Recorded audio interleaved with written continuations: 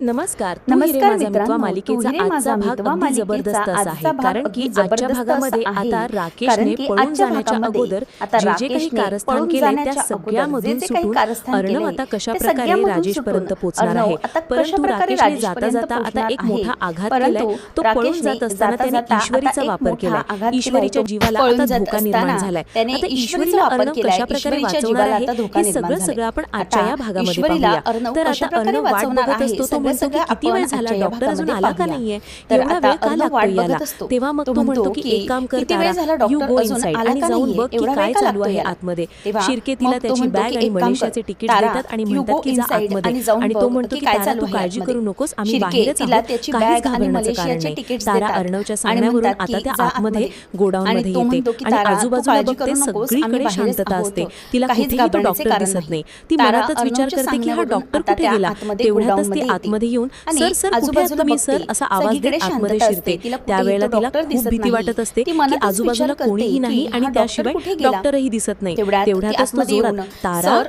ओ sir, माय कुठे darling आहात तारा तुम्ही, सर? असा आवाज देत आतमध्ये शिरतो. तेव्हा मग तारा विचार करू लागते की हा तरी कुठे आहे, पण डॉक्टर तर कुठे गेला, त्याचा तर आवाज येतोय. आता ती पटकन दचकते आणि मग तो म्हणतो की तारा ये अशी जवळ ये. तेव्हा मग तारा म्हणते की तुम्ही ना माझ्याशी बोलूच नका, तुम्हाला मला भेटायचंच नव्हतं, तुम्हाला हे सामान हवं होतं ना म्हणून तुम्ही मला बोलवलं हो ना. तेव्हा मग तो म्हणतो की अगं तारा डार्लिंग असं काय करतेस तू, अगं हे सगळं कशासाठी चाललंय, तुझ्यासाठीच तर चाललंय ना, इतकं सगळं करतोय ते कोणासाठी, बघ तुझ्यासाठी. अगं आता ना माझं सगळं लाईफ सेट होणार आहे बघ, मी आता मलेशियाला गेल्यानंतर ना तुला पण तिकडे बोलवून घेणार आहे, काळजी करू नकोस. मग आपण लाईफ कसं अगदी मस्त एन्जॉय करूया दोघं जणही, फार मजा करूया तिकडे, तू सगळं काही विसरून जाशील बघ तुझं जुनं आयुष्य, आपण आनंदाने सुरुवात करूया. ती म्हणते की रिअली सर, मी खरं तर तुमच्याशी रिलेशनमध्ये असल्यापासून ही स्वप्न बघत होते. अधिक चांगल्या आणि उपयुक्त कंटेंटसाठी आम्हाला तुमच्या सपोर्टची गरज आहे, त्यामुळे लगेच आमच्या चॅनलला सबस्क्राईब करा. तेव्हा मग तो म्हणतो की तारा डार्लिंग तुला काय माहिती की मी तुझ्यासाठी काहीच आणलं नाही असं वाटतंय का तुला, हे गिफ्ट आहे ना तुझ्यासाठी आणि नंतर उघडून बघ किती छान वाटतंय तुला ते. अधिक चांगल्या आणि उपयुक्त कंटेंटसाठी आम्हाला तुमच्या सपोर्टची गरज आहे, त्यामुळे लगेच आमच्या चॅनलला सबस्क्राईब करा. तेव्हा मग ती म्हणते की ओके सर ठीक आहे, अधिक चांगल्या आणि उपयुक्त कंटेंटसाठी आम्हाला तुमच्या सपोर्टची गरज आहे, त्यामुळे लगेच आमच्या चॅनलला सबस्क्राईब करा. मग त्यानंतर ती म्हणते की सर थँक्यू सो मच. तेव्हा तो म्हणतो की हो इतक्यावरच नाही, मी तुला मलेशियाला पण बोलवून घेणार आहे, काळजी करू नकोस, आपलं आयुष्य एकदम मस्त घालूया आपण, पूर्ण मजा करूया आयुष्याची. असं म्हणून आता ती त्याच्याकडे आनंदाने बघत असते, पण मनामध्ये मात्र भीती असते. त्या राकेशचा काहीच भरोसा नसतो, तो काहीही करू शकत असतो. त्यावेळेला तारा म्हणते की थँक्यू सो मच सर, आता तुम्ही जाणार आहात ना तेव्हा मी तुम्हाला खरंच खूप मिस करेन. तेव्हा तो म्हणतो की हो तारा डार्लिंग, अगं मला पण तुझी खूप आठवण येणार आहे, पण काय करणार, आपल्याला काम तर केलं पाहिजे ना, आणि पैसे हवेत म्हटल्यावरती या सगळ्या रिस्क घ्याव्याच लागतील, असं तो तिला प्रेमाने समजवतो. तेव्हा मग तारा म्हणते की हो सर, म्हणजे मी याच गोष्टीची खूप दिवसापासून वाट पाहत होते, मला पण खूप मोठी स्वप्न बघायचे तुमच्यासोबत. तेव्हा तो म्हणतो की हो काळजी करू नकोस, होईल सगळं व्यवस्थित. तेव्हा ती म्हणते की हे तुमचे मलेशियाचे तिकीट्स आणि हे तुमचं सामान. तेव्हा राकेश म्हणतो की बरं तारा, मी ना जरा एक कॉल लावून येतो, माझं कसं म्हणजे कसं आहे ना, मला जरा महत्त्वाचा कॉल आहे तो करतो आणि मग तुला पुन्हा येऊन भेटतो, तू इथे थांब. तेव्हा मग आता त्याचे सगळे जे बॅग आणि तिकीट्स तिथेच असतात आणि राकेश जरा बाजूला निघून जातो आणि बाजूला आल्यानंतर तो गालातल्या गालात विचार करत असतो की जा आता सगळे ज्यांनी मला मदत केली ना ते सगळे जण आता मरा. तुम्हाला काय वाटतं की मी तुम्हाला असाच सोडून देणार आहे का इथून पळून गेल्यानंतर? माझ्या विरोधातला कोणताही पुरावा मला इथे नकोय. त्यामुळे आता राकेशने जे रॉकेलचं कॅन आणलेलं असतं केरोसिनचं ते तो सगळीकडे त्या ब्लाऊज त्या म्हणजे त्या गोडाऊन मध्ये सगळीकडे टाकत असतो आणि सगळ्या बाजूने ते चारही बाजूने ते टाकून आग लावणार असतो आणि म्हणतो की सगळे मूर्ख आहेत सगळे, ज्यांनी मला मदत केली आता त्यांना समजेल की हा राकेश काय करू शकतो ते. आता सगळ्या गोष्टी माझ्या बाजूने होणार आहेत, माझ्या पद्धतीने होणार आहे सगळं, त्यामुळे मला आता दुसरं काहीही नको. या सगळ्या गोष्टींना मी कशा हँडल करतो ना तेच आता बघा. मग तारा डार्लिंग ते दोन माणसं, त्याचप्रमाणे हा डॉक्टरकडे तर डॉक्टरला जर मी मारलं तर मग कायमचे माझे जे काही इतके घबाड केलेले होते मी आतापर्यंत म्हणजे मुलींच्या बाबतीतल्या ज्या गोष्टी घडल्या होत्या त्या या डॉक्टर बरोबरच सगळे पुरावे नष्ट होऊन जाणार आहेत. कोणाला काहीच माहिती नाहीये मी काय करणार आहे ते. चला सगळे पुरावे नष्ट, या चारही माणसासोबत मी जे काही केलंय ते सगळं नष्ट होऊन जाणार, या आगी बरोबरच जळून खाक होणार ते. असं म्हणून आता राकेश तिथे आग लावून टाकतो आणि तो तिथून आता गपचूप निघून चाललेला असतो. राकेश आता बाजूने तिथून निघून जातो. अर्णव दुसऱ्या दिशेने ताराची आणि त्या डॉक्टरची वाट बघत असतो की अजून हे लोक आले नाहीत. तर अर्णव म्हणतो की नाही, नक्कीच काहीतरी गडबड आहे, आतमध्ये हे लोक अडकलेत, काहीतरी झालं नक्की असेल त्या राकेशवरती, अजिबात भरोसा नाहीये. बराच वेळ झाला, ताराही जाऊन आता एक काम करूया, राकेश हा आता काय करतोय ते बघितलं पाहिजे. चल आकाश, आपण दोघे जण जाऊया. आणि शिर्के, आम्ही दोघेही जातोय आतमध्ये, तुम्ही प्लीज इथे थांबा आणि काही झालं तरीही आम्ही तुम्हाला काही अपडेट करतो. इथे काही जर बाहेर कळलं तर तुम्ही आम्हाला सांगा आणि जर काही वाटलं तर आम्ही तुम्हाला कॉल करतो. इमर्जन्सी असेल तर बी अलर्ट, असं म्हणून अर्णव आता आतमध्ये येत असतो. त्यावेळेला आता आतमध्ये आल्यानंतर त्याच्या लक्षात येतं की त्या राकेशने सगळ्या बाजूने त्या गोडाऊनला आग लावून टाकलेली असते.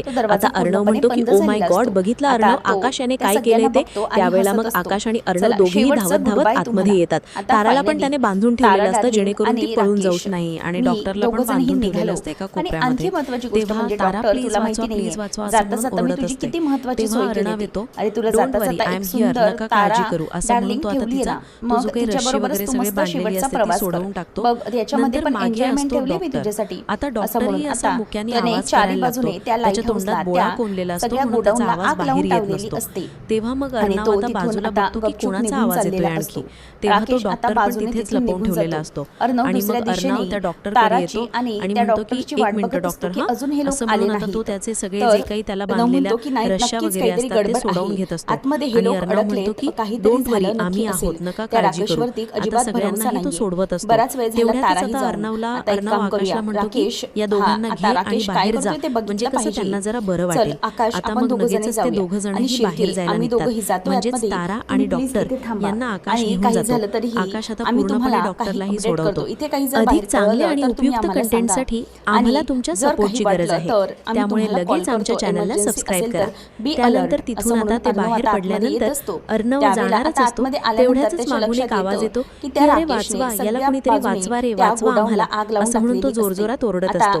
तेव्हा अर्णव म्हणतो की आता आणखी कोण आहे आतमध्ये. अधिक चांगले आणि उपयुक्त कंटेंटसाठी आम्हाला तुमच्या सपोर्टची गरज आहे. त्यामुळे लगेच आमच्या चॅनलला सबस्क्राईब करा. तेव्हा मग अर्णवला आवाज आल्यामुळे तो तिथे बाहेर येतो आणि आकाशला सांगतो की ते या दोघांना घेऊन बाहेर पड लवकर. अधिक चांगले आणि उपयुक्त कंटेंटसाठी आम्हाला तुमच्या सपोर्टची गरज आहे. त्यामुळे लगेच आमच्या चॅनलला सबस्क्राईब करा. तेव्हा आता जो माणूस असतोय जरासा आगीने होरपळलेला असतो आणि अर्णव त्याला धरतो आणि दोघं जणही त्याला धरून आता बाहेर काढतात. जे केटरिंग वाले म्हणजेच ज्यांनी खोटे ऍक्सिडेंटचे खोटे पुरावे दिलेले असतात, साक्षी दिलेली असते, त्या दोघांनाही अर्णव आता वाचवतो. सगळ्यांना चौघांनाही वाचवून अर्णवने बाहेर काढलेलं असतं. अर्णव त्यांना म्हणतो की बघितलं ना, तुमच्या आता लक्षात आलंच असेल की तुम्ही कोणत्या माणसाची साथ देत होते. तो राकेश कोणत्या प्रकारचा माणूस आहे. बघितलं ना, तुम्ही त्याला मदत केली परंतु तो तुमच्याही जीवावर उठला, तुम्हालाही सोडलं नाही त्याने. तेव्हा मग सगळे म्हणतात की हो सर, चुकलं आमचं. तेव्हा तो केटरर्सवाला म्हणतो की अर्णव साहेब, खरंच आमची खूप मोठी चूक झाली. त्या माणसाची आम्ही साथ दिली, खरंच भांडगुळ आहे तो. आम्ही त्याची एवढी मदत करूनही त्याने आमच्यासोबत असा दगा केला. तेव्हा मग अर्णव म्हणतो की आता तरी तुम्ही शहाणे झाला आहात. तेव्हा मग लगेचच डॉक्टर म्हणतो की हो अर्णव साहेब, हा माणूस आमच्या बरोबर असावा लागेल ना, असं कधीच वाटलं नव्हतं आम्हाला. म्हणजे आमचीच मदत घेऊन याने आमचेच हातपाय गळ्यात घातले होते आणि आम्हाला मारायला निघाला होता. तेव्हा अर्णव म्हणतो की तो सगळे एव्हिडन्स पूर्णपणे नष्ट करत होता आणि म्हणूनच त्याने तुम्हाला जाळण्याचा निर्णय घेतला होता. पण आता नाही, आता अजिबात नाही. त्याने जी काही चूक केली आहे ती आता पुन्हा करायची नाही, समजलं. तेव्हा सगळेजण म्हणतात की हो सर, आम्ही पुन्हा असं काही चुकीचं करणार नाही. नंतर अर्णव म्हणतो की आता मी सांगेल ते तुम्हाला करावं लागेल, तयार आहात तुम्ही. तेव्हा सगळेजण म्हणतात की हो सर, आम्ही तयार आहोत, तुम्ही जे म्हणाल ते करायला आम्ही तयार आहे, असे सगळेजण म्हणायला लागतात. तर मामा इथे राकेशच्याच रूम मध्ये पुन्हा ते मोनोऑक्साईडचे सिलेंडर्स असतात ते घेऊन येतो. तेव्हा मग ईश्वरी म्हणते की मामा हो, हे पुन्हा तुम्ही इथे कशाला आणले. तेव्हा मामा म्हणतो की नाही ईश्वरी, तू नको काळजी करूस, अगं इथे मी खूप मोठं डोकं लावलेलं आहे. ते म्हणजे की या सिलेंडर्स मध्ये ना मी दुसराच वायू भरलेला आहे. जे विषारी वायू आहेत ना ते यामधून खाली करून घेतलेत. त्यामुळे तुला काळजीचं काहीच कारण नाहीये, यामध्ये काहीच नाहीये. त्यामुळे आता तो राकेश काहीही करू दे, आपल्यापासून तो कधीही काही करू शकणार नाही. तेव्हा मग ईश्वरी म्हणते की बस झालं मामा, तुम्ही आता किती काही झालं ना तरीही त्या राकेशला सोडायचं नाही. मामा म्हणतो की आता हे सिलेंडर ना मी इथे जागेवर नेऊन ठेवतो, त्याने हा वायू आपल्यापर्यंत पोचवेपर्यंत सगळं काही नष्ट झालेलं नसेल. त्याला वाटेल की तो सगळा मोठा गेम खेळतोय, परंतु आपण काय करतोय हे त्याला अजिबात माहिती नसेल. ईश्वरी म्हणते की बरं झालं आणि मामा ते तिथे ठेवून देतो आणि राकेशला आता कसं हरवायचं ना याचं सगळं त्यांचं प्लॅनिंग झालेलं असतं. त्यानंतर आता अंजलीचा वाढदिवस साजरा करण्यासाठी असतो. सगळेजण खूप छान तयार होणार असतात. तेवढ्यात ईश्वरी आता किचन मधूनच डायरेक्ट गणूबाप्पा जवळ येते आणि त्याच्याजवळ हात जोडून म्हणते की गणूबाप्पा, मला माहित आहे की तू माझ्या सोबतीने आहेस. आतापर्यंत जे जे काही घडलं आमच्या आयुष्यात, हे राकेश नावाचं संकट आहे खूप मोठं. त्याच्या प्रत्येक गोष्टीमधून तू आम्हाला सगळ्यांना अगदी सही सलामत बाहेर काढलं. पण आता तुझ्या मदतीची आम्हाला खूप गरज आहे, कारण की तो राकेश हा शेवटचा घाव घालणार आहे आणि आम्ही सगळं कुटुंब हे त्याच्या सगळ्या गोष्टींमध्ये अडकणार आहोत. परंतु आम्हाला हे सगळं माहितीये, तू किती काही झालं तरीही आमची साथ सोडणार नाही बाप्पा. आज खूप मोठी परीक्षा आहे, त्या परीक्षेत आम्हाला यश दे असं आता ईश्वरी हात जोडून मागते. त्याचबरोबर मागून अर्णव म्हणतो की गणू बाप्पा, ईश्वरीला आणखी एक गोष्ट देते, म्हणजे तिला सद्बुद्धी दे थोडी. तेव्हा ईश्वरी पटकन मागे वळून बघते की काय बोललात तुम्ही मला? सद्बुद्धी? हो सर, तुम्ही मला असं बोलून दाखवताय. मी खरं तर या सगळ्या गोष्टी करते. खरं तर या सगळ्याचा राकेशचा डाऊट मलाच आला होता आणि आतापर्यंत मी कितीच काय काय गोष्टी केल्यात आणि तुम्ही आता मला बोलून दाखवताय. गणू बाप्पाला सांगते की मला सद्बुद्धी दे म्हणून. तेव्हा अर्णव म्हणतो की हो मी सिंदूर, अगं मी बरोबरच बोलतोय. तू एखाद्या लहान मुलीसारखीच वागतेस ना, म्हणून मी तुला म्हणालो. तेव्हा ईश्वरी म्हणते की काय, मी इतक्या सगळ्या मोठ्या मोठ्या गोष्टी केलेल्या आहेत तरीही तुम्ही मला असंच सांगताय. तेव्हा अर्णव म्हणतो की थांब एक मिनिट, इथे उभी राहा, म्हणजे तुला समजेल की मी तुला हे सगळं का बोलून दाखवलं. आता मग अर्णव ईश्वरीचा फोटो काढतो आणि मग म्हणतो की हे बघ मी सिंदूर, याच्यासाठी मी तुला म्हणतोय बाप्पाला की सद्बुद्धी द्यायला. तेव्हा ईश्वरी आता नाराज होऊनच ते फोटो बघते आणि म्हणते की काय आता याच्यात का? तेव्हा तिला दिसतं की त्याने ॲप्रॉन घालूनच आली असते. तेव्हा ईश्वरी डोक्याला हात मारते की अरेच्या, माझ्या डोक्यावरती हे काय, म्हणजे माझ्या अंगावरती ॲप्रॉन तसंच राहिलं. त्याचं काय झालं ना, पण मी स्वयंपाक करता करता मला आठवण झाली गणू बाप्पाची आणि त्याला हात जोडण्याची, म्हणून मी इथे येऊन उभी राहिली. आणि त्याच्यामध्ये इतकं हे सगळं काय, म्हणजे एखादा माणूस विसरू शकतो ना काही करता करता, म्हणजे हे सगळं होऊ शकतं. तसं त्यात काय इतकं, मी तोच विचार करत होते आणि त्यासाठी मी हात जोडून उभी होते असं म्हणून आता ईश्वरी स्वतःचीच बाजू खरी करते. आणि अर्णव म्हणतो की ओके बाबा ठीक आहे. तेव्हा मग तो जात असतो. ईश्वरी म्हणते की थांबा, तुम्ही कुठे चालले आहात? गणू बाप्पा समोर आलेच आहात तर हात जोडा. तेव्हा अर्णव बाप्पा समोर हात जोडून म्हणतो की गणू बाप्पा, खरं तर मी अगोदर तुझ्यासमोर हात जोडायचो नाही, परंतु ईश्वरीने मला तुझ्यासमोर हात जोडायला शिकवलं, तुझ्याशी बोलायला शिकवलं. आणि आता मी एकच गोष्ट सांगेन की सगळ्या गोष्टी खरंच खूप व्यवस्थित होऊ दे. जसं मी सिंदूरनी सांगितलं, म्हणजे ताईच्या बाबतीतलं जे काही सत्य आहे ते लवकरात लवकर तिच्या समोर येऊ दे. मला माहिती आहे तिच्या वाढदिवसाच्याच दिवशी हे सत्य समोर येणार आहे, पण तिला ते सगळं सोचण्याची ताकद दे. आणि आम्हाला आज खरी तुझी गरज आहे. अधिक चांगल्या आणि उपयुक्त कंटेंटसाठी आम्हाला तुमच्या सपोर्टची गरज आहे. त्यामुळे लगेच आमच्या चॅनलला सबस्क्राईब करा. खरंच आज आमच्या सोबत तू राहा.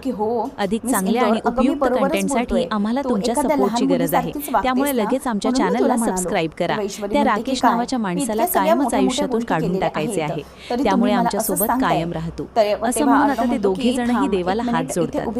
त्यानंतर मग आता इथे अंजलीचा बर्थडे असतो. सगळेजण जमलेले असतात आणि केक कटिंगच्या वेळेला जोर जोरात सगळेजण हॅपी बर्थडे टू यू असं बोलत असतात. आणि ते बोलत असताना सगळे आनंदाने त्याच्याकडे बघत असतात. तेव्हा आकाश हा तो बर्थडे बॉम्ब जो असतो तो फोडतो आणि त्यामुळे जोर जोरात सगळेजण टाळ्या वाजवायला लागतात.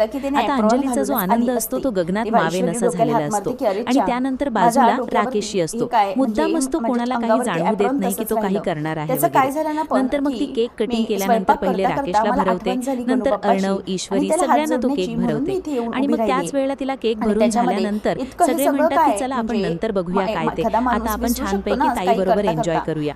तेव्हा मग मामा म्हणतो की मी काय म्हणतोय, आपण सगळेजणांनी आता केक तर खाल्ला आहे ना, आता आली वेळ ती म्हणजे अंजलीला गिफ्ट देण्याची. तेव्हा अंजली मामीला केक राहिलेला असतो तो द्यायला जाते. त्याच वेळेला आता मग आकाश पुढे येतो आणि म्हणतो की चलो इट्स सेल्फी टाइम असं म्हणून तो सगळ्यांची आता सेल्फी काढत असतो. मग त्याचबरोबर मामा म्हणतो की मी काय म्हणतोय, आता आपल्याला अंजलीला गिफ्ट द्यायचेत ना, मग अंजलीला आपण सोफ्यावरती बसून त्यांना तिला गिफ्ट देऊया असं म्हटल्यावर तिथे आता सगळेजण त्याच्याकडे आनंदाने बघायला लागतात. आणि मग राकेश तिथून हळूच बाजूला जातो आणि म्हणतो की एक मिनिट थांबा अंजली मॅडम, मला तुम्हाला गिफ्ट द्यायचं आहे, ते गिफ्ट मी घेऊन आलो असं म्हणून तो बाजूला तिथून निघून जातो. अंजली तर खूप खुश होते की माझ्या नवऱ्याने मला गिफ्ट आणलं, परंतु अर्णव, ईश्वरी दोघेही एकमेकांजवळ बघतात, कारण त्यांना माहित असतं की नेमकं राकेशचं गिफ्ट काय आहे ते. आणि ते दोघे एकमेकांकडे बघून इशारा करतात की याचं प्लॅनिंग याने आता सुरू केलं आहे. तेव्हा मग सगळेजण अंजलीला सोफ्यावरती बसवतात आणि तिला गिफ्ट द्यायला लागतात. मग सुरुवातीला मामी गिफ्ट देते आणि म्हणते की हे घे तुझं गिफ्ट. तर इथे आजीने सोन्याचं छान असं सुंदर नेकलेस अंजलीला दिलेलं असतं. ते घेऊन ती बघते आणि खूप खुश होते. नंतर मग आता आकाश आणि नम्रता दोघं जणही तिला गिफ्ट देतात आणि त्यावेळेला ती म्हणते की thank you so much both of you. आणि मग त्यांचं गिफ्ट झाल्यानंतर आकाश म्हणतो की हे बघ मी एक गोष्ट तुला सांगतोय, तू अजिबात डोळ्यामधनं पाणी काढायचं नाहीस, हा समजलं ना. असं म्हटल्यावर अंजली हो रे असं त्याला बोलते. आणि नंतर अर्णव गिफ्ट देतो. तो म्हणतो की हे दे, तुझ्यासाठी आमच्या दोघांकडूनही गिफ्ट आहे. तेव्हा मग वल्लरी म्हणते की वाह अंजली मॅडम, तुम्हाला आज खूप छान छान असे गिफ्ट्स मिळाले आहेत. तेव्हा मग लगेचच हे झाल्यानंतर मामा म्हणतो की हो बघ अंजली, तुला अगदी मस्त मस्त गिफ्ट मिळालेत. मग आता काय, उघड लवकरच आणि दाखव आम्हा सगळ्यांना की काय छान गिफ्ट मिळाले तुला ते. तेव्हा मामी ओरडते आणि म्हणते की काय हो तुमचं हे सगळं, अजिबात नको अंजली. अगं तुला सवड मिळाली ना की त्यानंतरच तू सगळे गिफ्ट बघ.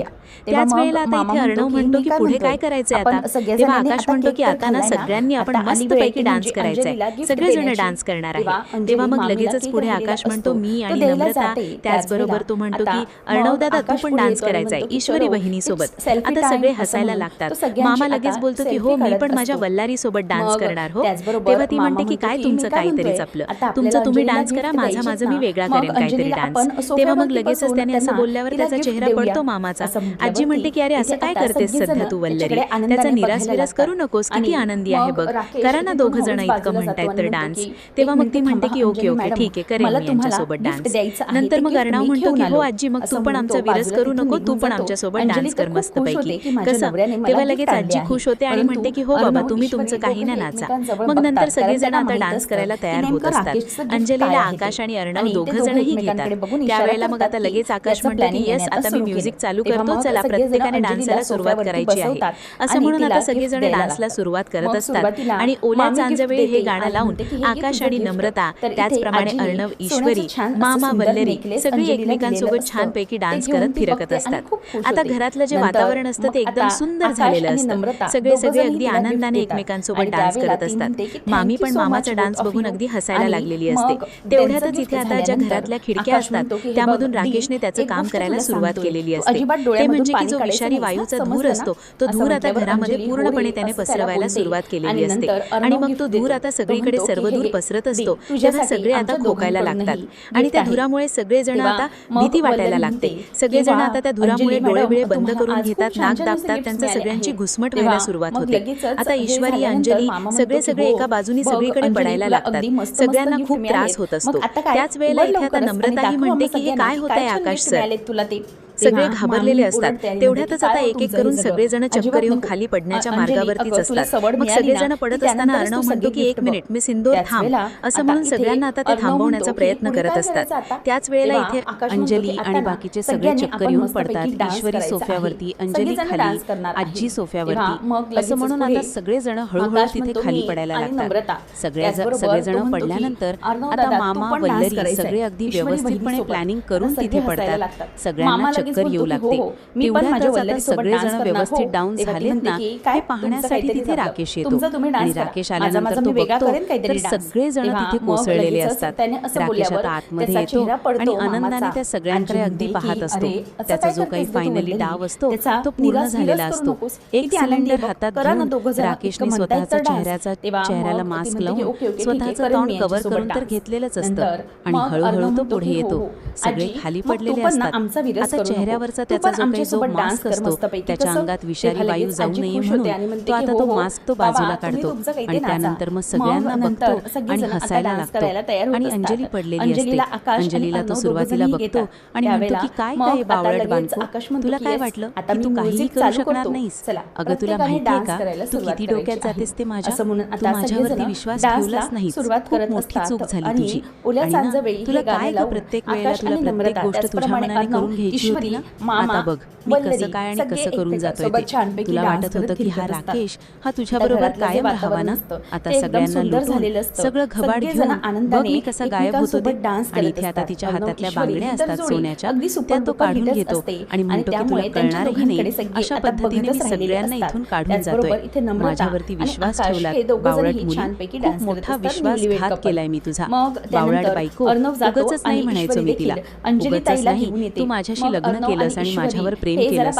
आता बघ सगळ्या गोष्टी कशा माझ्या बाजूने होत आहेत त्या. आणि नंतर तो नम्रता आणि आकाशकडे येतो आणि म्हणतो की वा नवीन लग्न झालेले जोडपं अगदी सुखाने संसार करा बरं का आणि सगळी मजा करा.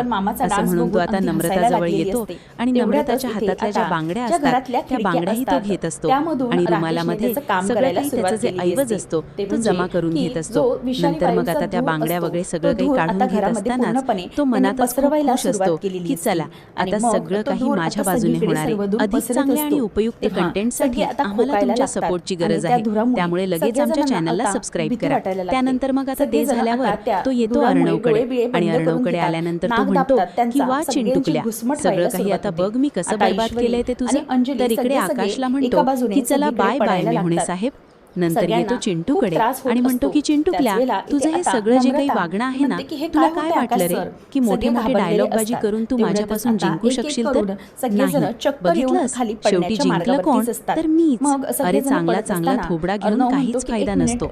चांगल्या चेहऱ्याचा ना काहीच उपयोग नसतो आणि या बॉडी बिडीचा उपयोग असतो तर तो डोक्याचा, आणि डोकं वापरून काम करायचं असतं. ते डोकं मी वापरलेलं आहे आणि त्याचमुळे आज तू असा पडलेला आहेस आणि मी तुझे सगळे हे साम्राज्य लुटून निघून चाललेलो आहे. अधिक चांगल्या आणि उपयुक्त कंटेंटसाठी आम्हाला तुमच्या सपोर्टची गरज आहे. त्यामुळे लगेच आमच्या चॅनलला सबस्क्राईब करा. त्यानंतर मग आता ते झाल्यावर तो येतो अर्णवकडे आणि अर्णवकडे आल्यानंतर तो म्हणतो की वा चिंटुकल्या, सगळं काही आता बघ मी कसं बर्बाद केलंय ते तुझं. तर इकडे आकाशला म्हणतो की चला बाय बाय मेहुणे साहेब. नंतर येतो चिंटूकडे आणि म्हणतो की चिंटुकल्या, तुझं हे सगळं जे काही वागणं आहे ना, तुला काय वाटलं रे की मोठे मोठे डायलॉग बाजी करून तू माझ्यापासून जिंकू शकशील? तर नाही, बघितलंस शेवटी जिंकलं कोण? तर मीच. अरे चांगला चांगला थोबडा घेऊन काहीच फायदा नसतो. चांगल्या चेहऱ्याचा ना काहीच उपयोग नसतो आणि या बॉडी बिडीचा उपयोग असतो तर तो डोक्याचा, आणि डोकं वापरून काम करायचं असतं. ते डोकं मी वापरलेलं आहे आणि त्याचमुळे आज तू असा पडलेला आहेस आणि मी तुझे सगळे हे साम्राज्य लुटून निघून चाललेलो आहे. अधिक चांगल्या आणि उपयुक्त कंटेंटसाठी आम्हाला तुमच्या सपोर्टची गरज आहे. त्यामुळे लगेच आमच्या चॅनलला सबस्क्राईब करा. त्यानंतर मग आता ते झाल्यावर तो येतो अर्णवकडे आणि अर्णवकडे आल्यानंतर तो म्हणतो की वा चिंटुकल्या, सगळं काही आता बघ मी कसं बर्बाद केलंय ते तुझं. तर इकडे आकाशला म्हणतो की चला बाय बाय मेहुणे साहेब. नंतर येतो चिंटूकडे आणि म्हणतो की चिंटुकल्या, तुझं हे सगळं जे काही वागणं आहे ना, तुला काय वाटलं रे की मोठे मोठे डायलॉग बाजी करून तू माझ्यापासून जिंकू शकशील? तर नाही, बघितलंस शेवटी जिंकलं कोण? तर मीच. अरे चांगला चांगला थोबडा घेऊन काहीच फायदा नसतो. चांगल्या चेहऱ्याचा ना काहीच उपयोग नसतो आणि या बॉडी बिडीचा उपयोग असतो तर तो डोक्याचा, आणि डोकं वापरून काम करायचं असतं. ते डोकं मी वापरलेलं आहे आणि त्याचमुळे आज तू असा पडलेला आहेस आणि मी तुझे सगळे हे साम्राज्य लुटून निघून चाललेलो आहे. अधिक चांगल्या आणि उपयुक्त कंटेंटसाठी आम्हाला तुमच्या सपोर्टची गरज आहे. त्यामुळे लगेच आमच्या चॅनलला सबस्क्राईब करा. त्यानंतर मग आता ते झाल्यावर तो येतो अर्णवकडे आणि अर्णवकडे आल्यानंतर तो म्हणतो की वा चिंटुकल्या, सगळं काही आता बघ मी कसं बर्बाद केलंय ते तुझं. तर इकडे आकाशला म्हणतो की चला बाय बाय मेहुणे साहेब. नंतर येतो चिंटूकडे आणि म्हणतो की चिंटुकल्या, तुझं हे सगळं जे काही वागणं आहे ना, तुला काय वाटलं रे की मोठे मोठे डायलॉग बाजी करून तू माझ्यापासून जिंकू शकशील? तर नाही, बघितलंस शेवटी जिंकलं कोण? तर मीच. अरे चांगला चांगला थोबडा घेऊन काहीच फायदा नसतो. चांगल्या चेहऱ्याचा ना काहीच उपयोग नसतो आणि या बॉडी बिडीचा उपयोग असतो तर तो डोक्याचा, आणि डोकं वापरून काम करायचं असतं. ते डोकं मी वापरलेलं आहे आणि त्याचमुळे आज तू असा पडलेला आहेस आणि मी तुझे सगळे हे साम्राज्य लुटून निघून चाललेलो आहे.